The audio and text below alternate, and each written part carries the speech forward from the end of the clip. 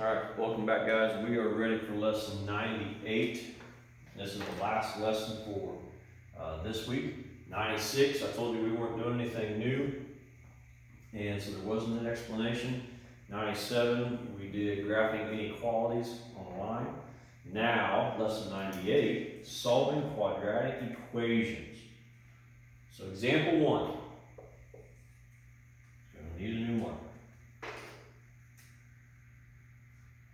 Here we go. Example 1. We have x minus 4 and x plus 5. And you'll notice they're equal to 0. So we want to find what makes each one of these true if we set it equal to 0. So we simply do that. X minus 4 equals 0. X plus 5 equals 0. Then go all the way back to 7th grade math and solve for x.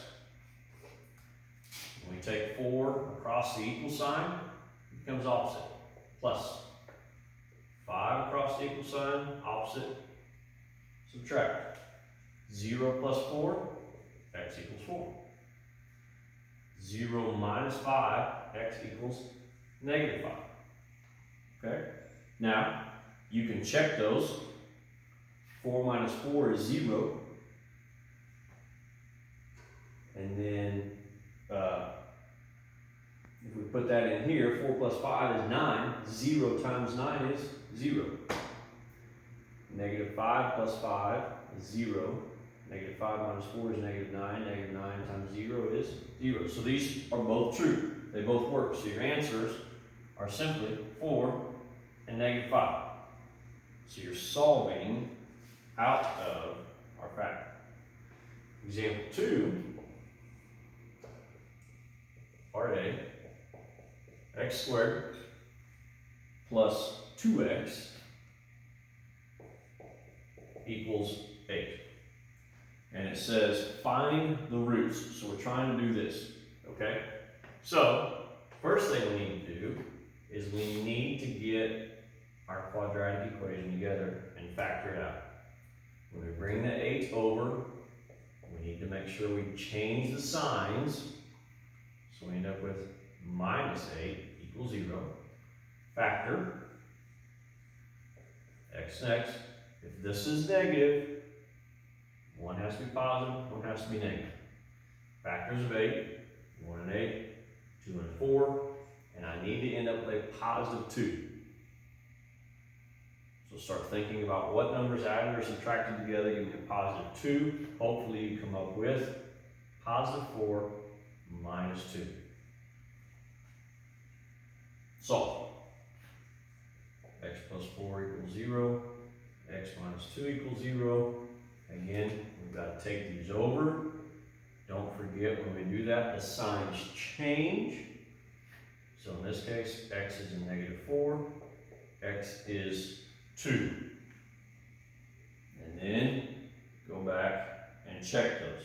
Now, I will tell you, the majority of the time, they're gonna work. But every once in a while, they won't, so do be careful. So, you have to rearrange and then factor that. Okay? That's what we're doing on those. If you look at 2b, you will notice, look down through there, I'm not gonna do that one, but look down through there, you can end up with a fraction. Okay? So, just a heads up, you can end up with a fraction. Let's look at example 3. Multiple steps here. We have 20 minus x squared equals 70 minus 20x. This is actually 2x squared. So we need to combine everything on one side.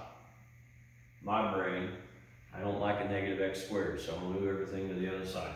It sets up the same as these. It's just the zeros on the opposite side. So I have 2x squared.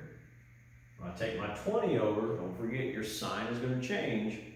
So it becomes 70 minus 20 because we're going to add like terms. We need to put them in order. Plus 50. Now you're probably looking at this going, well, that doesn't make any sense because That's going to be awful hard to factor. Well, factor out what they all have in common first, which is a 2. So we x squared minus 10x plus 25. Now that should be easier to factor.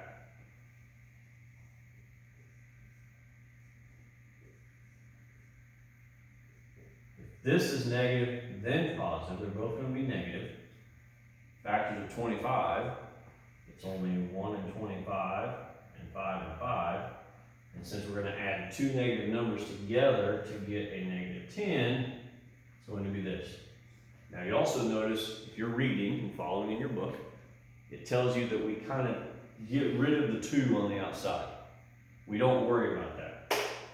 We simply set x minus 5 equal to 0. And since it's the same, we're only going to have one answer, which is 5. Okay? So, you have to rearrange.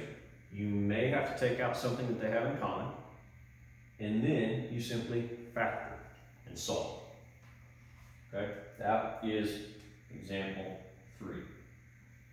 Now in example 4, it's that application aspect again, where you are putting some things together, talking about gardening, square yards, length, width, along the same lines. Some of those we're going to do, some of them we aren't. Okay? So now hop over to example 5. And we will be done with lesson 98. Example 5. We have 18x squared equal to 8x.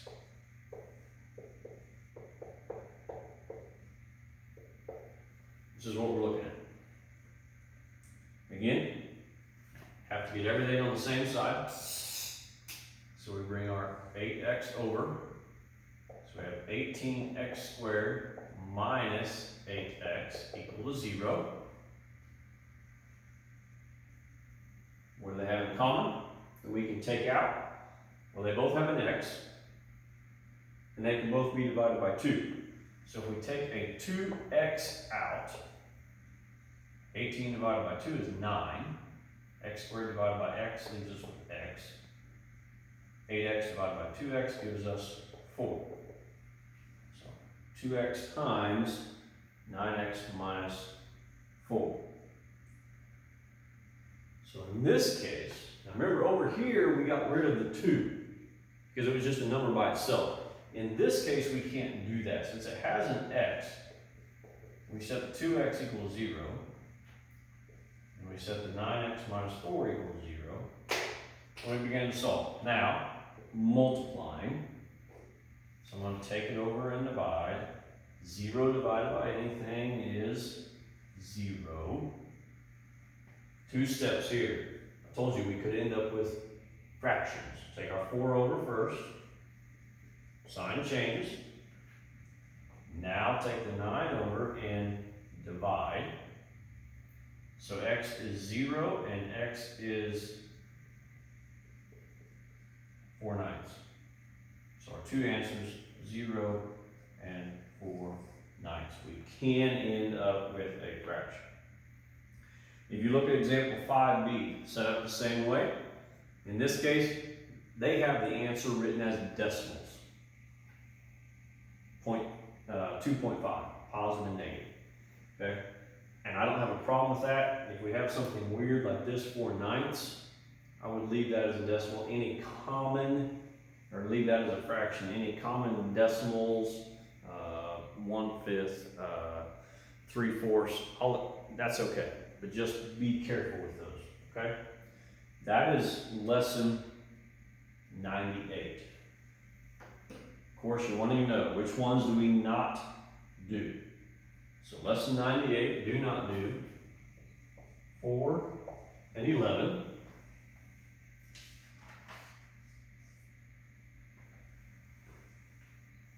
12, 16, 22,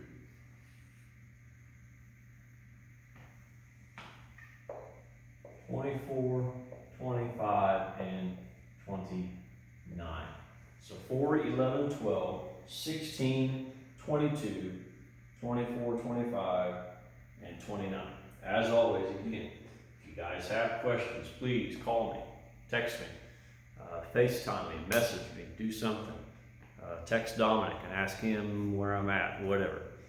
And I'll be glad to help you guys. Hopefully you guys are doing good. School's almost out, and we'll see what the summer holds. Miss you guys, and we'll see you later.